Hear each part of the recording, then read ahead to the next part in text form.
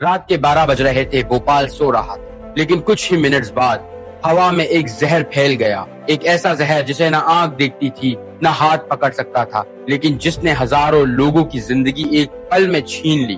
اس رات کے بعد بھوپال کے آسمان پر صرف دھواں نہیں تھا، بلکہ انسانیت کی سب سے بڑی تباہی کا سایہ تھا۔ کیا ہوتا ہے جب انسان اپنی پروگریس کے نشے میں خدا کی حدیں توڑ دیتا ہے؟ آج ہم بات کریں گے بھوپال گیس ٹریجڈی کی، ایک ایسے حادثے کی جسے دنیا نے انڈسٹریل قیامت کہا۔ 1970 میں بھارت تیزی سے ماڈرنائز ہو رہا تھا، ہر شہر میں نئی فیکٹری، نیا جاب اور نئے سپنے بن رہے تھے۔ بھوپال مدھیہ پردیش کا ایک سکون بھرا شہر تھا، جہاں بنی ایک بڑی company Union Carbide India limited.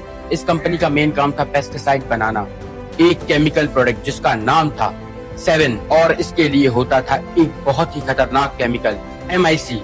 MIC ایک ایسی گیس تھی جو پانی کے ساتھ ریئیکٹ کر کے بہت تیز گرمی اور زہر پیدا کرتی تھی، لیکن یونین کاربائڈ نے کہا ہمارے پاس سب سیفٹی سسٹم ہے، کچھ نہیں ہوگا۔ فیکٹری کے آس پاس غریب لوگ رہتے تھے، جھگی جھوپڑیوں میں بسنے والے لوگ، جنہیں نہیں معلوم تھا کہ ان کے گھر کے پاس موت کا خزانہ چھپا ہے۔ رات 2 دسمبر 1984 شام کے بعد مینٹیننس ٹیم ایک پائپ سسٹم پہ کام کر رہی تھی۔ انہوں نے ایک کیمیکل فلش کیا جس میں تھوڑا پانی رہ گیا تھا۔ یہ پانی MIC کے ٹینک E610 میں چلا گیا تھا، اور بس ریئیکشن شروع۔ ٹینک کے اندر ٹیمپریچر بڑھتا گیا، 25 ڈگری، 50 ڈگری، 100 ڈگری، پھر 200 ڈگری۔ پریشر اتنا بڑا کہ ٹینک کے سیفٹی وال ٹوٹ گئے۔ ایک دھماکہ ہوا اور ہوا میں چھوڑی گئی 40 ٹن MIC گیس۔ رات کے 12:30 بج رہے تھے، شہر سو رہا تھا، لیکن موت جاگ چکی تھی۔ گیس ہوا کے ساتھ بھوپال کے آس پاس پھیل گئی۔ جب لوگوں نے سانس لی، ان کا گلا جلنے لگا، آنکھوں سے پانی اور خون نکلنے لگا۔ کوئی بھاگ رہا، کوئی اپنے بچوں کو اٹھا کر نکل رہا تھا۔ کہیں ماں اپنے بچے کے اوپر گر گئی، کہاں باپ اپنی فیملی کو بچاتے بچاتے خود مر گیا۔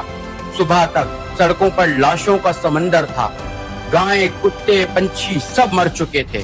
پچھلے 24 گھنٹوں میں 3000 سے زیادہ لوگ مر گئے تھے۔ اگلے ہفتے میں 15,000 لوگ اور لگ بھگ 5 لاکھ لوگ انجرڈ ہوئے۔ ڈاکٹرز حیران تھے، یہ کس کیمیکل کا اٹیک تھا؟ کسی نے کبھی ایسا زہر نہیں دیکھا تھا۔ یونین کاربائڈ کمپنی نے پہلے سب کچھ چھپانے کی کوشش کی۔ انہوں نے کہا چھوٹی سی لیک تھی، لیکن لوگ مر رہے تھے۔ گورنمنٹ نے انکوائری بنائی اور پتا چلا کہ سیفٹی سسٹم خراب تھا، ریفریجریشن بند تھا، MIC ٹھنڈا رکھنے والا سسٹم آف تھا، گیس فلیٹ ٹاور بندہ تھا، وارننگ سسٹم بھی ڈسیبل تھا۔ سب کچھ پیسے بچانے کے لیے کیا گیا تھا، جبکہ امریکہ کی یونین کاربائڈ کی فیکٹری میں یہ سب سسٹم پرفیکٹ تھا۔ مطلب انڈیا میں لوگوں کی زندگی چیپ سمجھی گئی۔ کمپنی کا CEO ویرن انڈیا آیا، لیکن اریسٹ کے بعد صرف کچھ گھنٹوں میں ریلیز کر دیا گیا۔ وہ امریکہ بھاگ گیا اور کبھی واپس نہیں آیا۔ یونین کاربائڈ نے 1989 میں صرف $770 ملین کا سیٹلمنٹ دیا، جبکہ لاس ہزاروں کروڑ کا تھا۔ 2010 میں انڈین کورٹ نے 7 انڈین آفیسرز کو کنوکٹ کیا، لیکن انہیں صرف 2 سال کی سزا ملی۔ بھوپال کے لوگ آج تک کہہ رہے ہیں جسٹس ڈیلے از جسٹس ڈینائے۔ آج 40 سال بعد بھی بھوپال کی زمین اور پانی زہریلا ہے۔ دوسری اور تیسری جنریشن کے بیچ جو پیدائش سے ہی بچے بیمار پیدا ہو رہے ہیں، کینسر، استھما، اسکن ڈیزیز روزمرہ کی بات ہے۔ ہاسپٹل میں اب بھی گیس وکٹم کا سیکشن الگ ہے۔ لوگ کہتے ہیں وہ رات ابھی ختم نہیں ہوئی۔ یہ صرف بھوپال کا حادثہ نہیں تھا، یہ پوری انسانیت کے لیے ایک مرر تھا۔ بھوپال گیس ٹریجڈی نے ہمیں یہ سکھا دی، پروگریس کا مطلب صرف فیکٹری اور پروفٹ نہیں ہوتا۔ پروگریس تب ہے جب انسان اور زمین دونوں سیف ہوں۔ انسان جب خدا بننے کی کوشش کرتا ہے، تب خدا اسے یاد دلاتا ہے کہ وہ صرف انسان ہے۔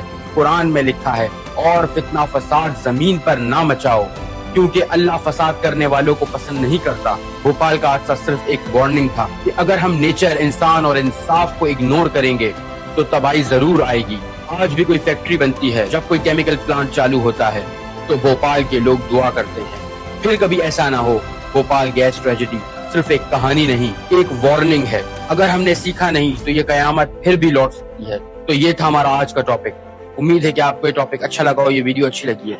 اگر یہ ویڈیو اچھی لگی ہے تو اس ویڈیو کو لائک کریں، کمنٹ میں اپنی رائے بتائیں، دوستوں کے ساتھ شیئر کریں۔ اپنا بہت خیال رکھیں۔ تھینک یو سو مچ۔ اللہ حافظ۔